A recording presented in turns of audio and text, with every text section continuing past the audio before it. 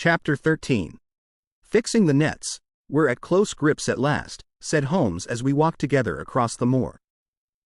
What a nerve the fellow has! How he pulled himself together in the face of what must have been a paralyzing shock when he found that the wrong man had fallen a victim to his plot. I told you in London, Watson, and I tell you now again, that we have never had a foeman more worthy of our steel. I am sorry that he has seen you. And so was I at first. But there was no getting out of it. What effect do you think it will have upon his plans now that he knows you are here? It may cause him to be more cautious, or it may drive him to desperate measures at once. Like most clever criminals, he may be too confident in his own cleverness and imagine that he has completely deceived us. Why should we not arrest him at once? My dear Watson, you were born to be a man of action. Your instinct is always to do something energetic. But supposing, for argument's sake, that we had him arrested tonight, what on earth the better off should we be for that? We could prove nothing against him. There's the devilish cunning of it. If he were acting through a human agent we could get some evidence, but if we were to drag this great dog to the light of day it would not help us in putting a rope round the neck of its master. Surely we have a case. Not a shadow of one, only surmise and conjecture. We should be laughed out of court if we came with such a story and such evidence. There is Sir Charles's death. Found dead without a mark upon him. You and I know that he died of sheer fright, and we know also what frightened him, but how are we to get 12 stolid jurymen to know it? What signs are there of a hound? Where are the marks of its fangs? Of course we know that a hound does not bite a dead body and that Sir Charles was dead before ever the brute overtook him. But we have to prove all this, and we are not in a position to do it. Well, then, tonight? We are not much better off tonight. Again, there was no direct connection between the hound and the man's death. We never saw the hound. We heard it, but we could not prove that it was running upon this man's trail. There is a complete absence of motive. No, my dear fellow, we must reconcile ourselves to the fact that we have no case at present, and that it is worth our while to run any risk in order to establish one. And how do you propose to do so? I have great hopes of what Mrs. Laura Lyons may do for us when the position of affairs is made clear to her. And I have my own plan as well. Sufficient for tomorrow is the evil thereof, but I hope before the day is past to have the upper hand at last. I could draw nothing further from him, and he walked, lost in thought, as far as the Baskerville gates. Are you coming up? Yes. I see no reason for further concealment. But one last word, Watson. Say nothing of the hound to Sir Henry. Let him think that Selden's death was as Stapleton would have us believe. He will have a better nerve for the ordeal which he will have to undergo tomorrow, when he is engaged, if I remember your report aright, to dine with these people. And so am I. Then you must excuse yourself and he must go alone. That will be easily arranged. And now, if we are too late for dinner, I think that we are both ready for our suppers. Sir Henry was more pleased than surprised to see Sherlock Holmes, for he had for some days been expecting that recent events would bring him down from London. He did raise his eyebrows, however, when he found that my friend had neither any luggage nor any explanations for its absence. Between us we soon supplied his wants, and then over a belated supper we explained to the baronet as much of our experience as it seemed desirable that he should know. But first I had the unpleasant duty of breaking the news to Barrymore and his wife. To him it may have been an unmitigated relief, but she wept bitterly in her apron. To all the world he was the man of violence, half animal and half demon, but to her he always remained the little wilful boy of her own girlhood, the child who had clung to her hand. Evil indeed is the man who has not one woman to mourn him. I've been moping in the house all day since Watson went off in the morning, said the baronet. I guess I should have some credit, for I have kept my promise. If I hadn't sworn not to go about alone I might have had a more lively evening, for I had a message from Stapleton asking me over there. I have no doubt that you would have had a more lively evening, said Holmes dryly. By the way, I don't suppose you appreciate that we have been mourning over you as having broken your neck? Sir Henry opened his eyes. How was that? This poor wretch was dressed in your clothes. I fear your servant who gave them to him may get into trouble with the police. That is unlikely. There was no mark on any of them, as far as I know. That's lucky for him. In fact, it's lucky for all of you, since you are all on the wrong side of the law in this matter. I am not sure that as a conscientious detective my first duty is not to arrest the whole household. Watson's reports are most incriminating documents. But how about the case? Asked the baronet. Have you made anything out of the tangle? I don't know that Watson and I are much the wiser since we came down. I think that I shall be in a position to make the situation rather more clear to you before long. It has been an exceedingly difficult and most complicated business.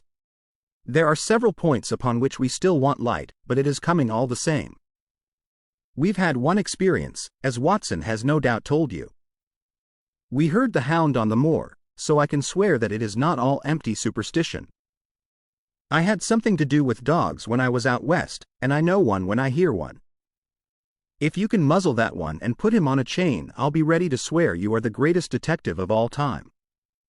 I think I will muzzle him and chain him all right if you will give me your help. Whatever you tell me to do, I will do. Very good. And I will ask you also to do it blindly, without always asking the reason. Just as you like. If you will do this, I think the chances are that our little problem will soon be solved. I have no doubt. He stopped suddenly and stared fixedly up over my head into the air. The lamp beat upon his face, and so intent was it and so still that it might have been that of a clear-cut classical statue, a personification of alertness and expectation. What is it? We both cried. I could see as he looked down that he was repressing some internal emotion. His features were still composed, but his eyes shone with amused exultation. Excuse the admiration of a connoisseur, said he as he waved his hand towards the line of portraits which covered the opposite wall. Watson won't allow that I know anything of art, but that is mere jealousy, because our views upon the subject differ. Now, these are a really very fine series of portraits. Well, I'm glad to hear you say so, said Sir Henry, glancing with some surprise at my friend. I don't pretend to know much about these things, and I'd be a better judge of a horse or a steer than of a picture. I didn't know that you found time for such things. I know what is good when I see it, and I see it now. That's a Kneller, I'll swear. That lady in the blue silk over yonder, and the stout gentleman with the wig ought to be a Reynolds. They are all family portraits, I presume? Every one. Do you know the names? Barrymore has been coaching me in them, and I think I can say my lessons fairly well. Who is the gentleman with the telescope? That is Rear Admiral Baskerville, who served under Rodney in the West Indies. The man with the blue coat and the roll of paper is Sir William Baskerville, who was chairman of committees of the House of Commons under Pitt. And this cavalier opposite to me, the one with the black velvet and the lace? Ah, you have a right to know about him. That is the cause of all the mischief, the wicked Hugo, who started the Hound of the Baskervilles. We're not likely to forget him. I gazed with interest and some surprise upon the portrait. Dear me, said Holmes, he seems a quiet, meek-mannered man enough, but I dare say that there was a lurking devil in his eyes. I had pictured him as a more robust and ruffianly person. There's no doubt about the authenticity, for the name and the date, 1647, are on the back of the canvas. Holmes said little more, but the picture of the old roisterer seemed to have a fascination for him, and his eyes were continually fixed upon it during supper. It was not until later, when Sir Henry had gone to his room, that I was able to follow the trend of his thoughts. He led me back into the banqueting hall, his bedroom candle in his hand, and he held it up against the time-stained portrait on the wall. Do you see anything there? I looked at the broad-plumed hat, the curling lovelocks, the white lace collar, and the straight, severe face which was framed between them. It was not a brutal countenance, but it was prim, hard, and stern, with a firm-set, thin-lipped mouth, and a coldly intolerant eye. Is it like anyone you know? There is something of Sir Henry about the jaw. Just a suggestion, perhaps. But wait an instant. He stood upon a chair, and, holding up the light in his left hand, he curved his right arm over the broad hat and round the long ringlets. "Good heavens!" I cried, in amazement. The face of Stapleton had sprung out of the canvas. "Ha, you see it now. My eyes have been trained to examine faces and not their trimmings. It is the first quality of a criminal investigator that he should see through a disguise. But this is marvelous. It might be his portrait. Yes, it is an interesting instance of a throwback, which appears to be both physical and spiritual. A study of family portraits is enough to convert a man to the doctrine of reincarnation. The fellow is a Baskerville, that is evident. With designs upon the succession. Exactly. This chance of the picture has supplied us with one of our most obvious missing links. We have him, Watson, we have him, and I dare swear that before tomorrow night he will be fluttering in our net as helpless as one of his own butterflies. A pin, a cork, and a card, and we add him to the Baker Street collection." He burst into one of his rare fits of laughter as he turned away from the picture. I have not heard him laugh often, and it has always boded ill to somebody. I was up betimes in the morning, but Holmes was a foot earlier still, for I saw him as I dressed, coming up the drive. "Yes, we should have a full day today," he remarked, and he rubbed his hands with the joy of action. "The nets are all in place, and the drag is about to begin. We'll know before the day is out whether we have caught our big, lean-jawed pike, or whether he has got through the meshes. Have you been on the moor already? I have sent a report from Grimpen to Princetown as to the death of Selden. I think I can promise that none of you will be troubled in the matter. And I have also communicated with my faithful Cartwright, who would certainly have pined away at the door of my hut, as a dog does at his master's grave, if I had not set his mind at rest about my safety. What is the next move? To see Sir Henry. Ah, here he is. Good morning, Holmes, said the baronet. You look like a general who is planning a battle with his chief of the staff. That is the exact situation. Watson was asking for orders. And so do I. Very good. You are engaged, as I understand, to dine with our friends the Stapletons tonight. I hope that you will come also. They are very hospitable people, and I am sure that they would be very glad to see you. I fear that Watson and I must go to London. To London? Yes, I think that we should be more useful there at the present juncture. The baronet's face perceptibly lengthened. I hoped that you were going to see me through this business. The Hall and the moor are not very pleasant places when one is alone. My dear fellow, you must trust me implicitly and do exactly what I tell you. You can tell your friends that we should have been happy to have come with you, but that urgent business required us to be in town. We hope very soon to return to Devonshire. Will you remember to give them that message? If you insist upon it. There is no alternative, I assure you. I saw by the baronet's clouded brow that he was deeply hurt by what he regarded as our desertion. When do you desire to go? He asked coldly. Immediately after breakfast. We will drive in to Coombe Tracey, but Watson will leave his things as a pledge that he will come back to you. Watson, you will send a note to Stapleton to tell him that you regret that you cannot come. I have a good mind to go to London with you, said the baronet. Why should I stay here alone? Because it is your post of duty. Because you gave me your word that you would do as you were told, and I tell you to stay. All right, then, I'll stay. One more direction. I wish you to drive to Merripit House. Send back your trap, however, and let them know that you intend to walk home. To walk across the moor? Yes. But that is the very thing which you have so often cautioned me not to do. This time you may do it with safety. If I had not every confidence in your nerve and courage, I would not suggest it, but it is essential that you should do it. Then I will do it. And as you value your life, do not go across the moor in any direction save along the straight path which leads from Merripit House to the Grimpen Road, and is your natural way home. I will do just what you say. Very good. I should be glad to get away as soon after breakfast as possible, so as to reach London in the afternoon. I was much astounded by this program, though I remembered that Holmes had said to Stapleton on the night before that his visit would terminate next day. It had not crossed my mind, however, that he would wish me to go with him, nor could I understand how we could both be absent at a moment which he himself declared to be critical.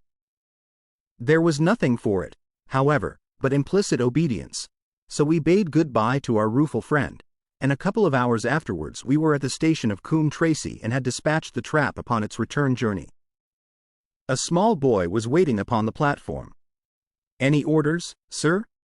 "You will take this train to town, Cartwright. The moment you arrive you will send a wire to Sir Henry Baskerville, in my name, to say that if he finds the pocketbook which I have dropped he is to send it by registered post to Baker Street." "Yes, sir. And ask at the station office if there is a message for me." The boy returned with a telegram, which Holmes handed to me. It ran, "Wire received. Coming down with unsigned warrant. Arrive 5:40. Lestrade. That is in answer to mine of this morning. He is the best of the professionals, I think, and we may need his assistance. Now, Watson, I think that we cannot employ our time better than by calling upon your acquaintance, Mrs. Laura Lyons." His plan of campaign was beginning to be evident. He would use the baronet in order to convince the Stapletons that we were really gone, while we should actually return at the instant when we were likely to be needed. That telegram from London, if mentioned by Sir Henry to the Stapletons, must remove the last suspicions from their minds. Already I seemed to see our nets drawing closer around that lean-jawed pike. Mrs. Laura Lyons was in her office, and Sherlock Holmes opened his interview with a frankness and directness which considerably amazed her. "I am investigating the circumstances which attended the death of the late Sir Charles Baskerville," said he. "My friend here, Dr. Watson, has informed me of what you have communicated, and also of what you have withheld in connection with that matter." "What have I withheld?" she asked defiantly. "You have confessed that you asked Sir Charles to be at the gate at 10 o'clock. We know that that was the place and hour of his death. You have withheld what the connection is between these events. There is no connection. In that case the coincidence must indeed be an extraordinary one. But I think that we shall succeed in establishing a connection after all. I wish to be perfectly frank with you, Mrs. Lyons. We regard this case as one of murder, and the evidence may implicate not only your friend Mr. Stapleton, but his wife as well." The lady sprang from her chair. "His wife!" she cried. "The fact is no longer a secret. The person who has passed for his sister is really his wife." Mrs. Lyons had resumed her seat. Her hands were grasping the arms of her chair, and I saw that the pink nails had turned white with the pressure of her grip. "His wife," she said again. "His wife. He is not a married man." Sherlock Holmes shrugged his shoulders. "Prove it to me. Prove it to me. And if you can do so." The fierce flash of her eyes said more than any words. "I have come prepared to do so," said Holmes, drawing several papers from his pocket. "Here is a photograph of the couple taken in York 4 years ago. It is endorsed, Mr. and Mrs. Vandeleur, but you will have no difficulty in recognizing him, and her also, if you know her by sight. Here are 3 written descriptions by trustworthy witnesses of Mr. and Mrs. Vandeleur, who at that time kept St. Oliver's private school. Read them and see if you can doubt the identity of these people." She glanced at them, and then looked up at us with the set, rigid face of a desperate woman. "Mr. Holmes," she said, "this man had offered me marriage on condition that I could get a divorce from my husband. He has lied to me, the villain, in every conceivable way. Not one word of truth has he ever told me. And why? Why? I imagined that all was for my own sake. But now I see that I was never anything but a tool in his hands. Why should I preserve faith with him who never kept any with me? Why should I try to shield him from the consequences of his own wicked acts? Ask me what you like, and there is nothing which I shall hold back. One thing I swear to you, and that is that when I wrote the letter I never dreamed of any harm to the old gentleman, who had been my kindest friend." "I entirely believe you, madam," said Sherlock Holmes. The recital of these events must be very painful to you, and perhaps it will make it easier if I tell you what occurred, and you can check me if I make any material mistake. The sending of this letter was suggested to you by Stapleton? He dictated it. I presume that the reason he gave was that you would receive help from Sir Charles for the legal expenses connected with your divorce? Exactly. And then after you had sent the letter, he dissuaded you from keeping the appointment. He told me that it would hurt his self-respect that any other man should find the money for such an object, and that though he was a poor man himself, he would devote his last penny to removing the obstacles which divided us. He appears to be a very consistent character. And then you heard nothing until you read the reports of the death in the paper? No. And he made you swear to say nothing about your appointment with Sir Charles? He did. He said that the death was a very mysterious one, and that I should certainly be suspected if the facts came out. He frightened me into remaining silent. Quite so. But you had your suspicions? She hesitated and looked down. I knew him, she said. But if he had kept faith with me, I should always have done so with him. I think that on the whole you have had a fortunate escape, said Sherlock Holmes. You have had him in your power and he knew it, and yet you are alive. You have been walking for some months very near to the edge of a precipice. We must wish you good morning now, Mrs. Lyons, and it is probable that you will very shortly hear from us again. Our case becomes rounded off, and difficulty after difficulty thins away in front of us, said Holmes as we stood waiting for the arrival of the express from town. I shall soon be in the position of being able to put into a single connected narrative one of the most singular and sensational crimes of modern times. Students of criminology will remember the analogous incidents in Godno, in Little Russia, in the year 66, and of course there are the Anderson murders in North Carolina, but this case possesses some features which are entirely its own. Even now we have no clear case against this very wily man. But I shall be very much surprised if it is not clear enough before we go to bed this night. The London Express came roaring into the station, and a small, wiry bulldog of a man had sprung from a first-class carriage.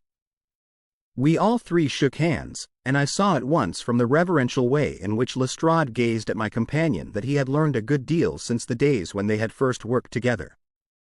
I could well remember the scorn which the theories of the reasoner used then to excite in the practical man. Anything good? He asked. The biggest thing for years, said Holmes. We have 2 hours before we need think of starting. I think we might employ it in getting some dinner, and then, Lestrade, we will take the London fog out of your throat by giving you a breath of the pure night air of Dartmoor.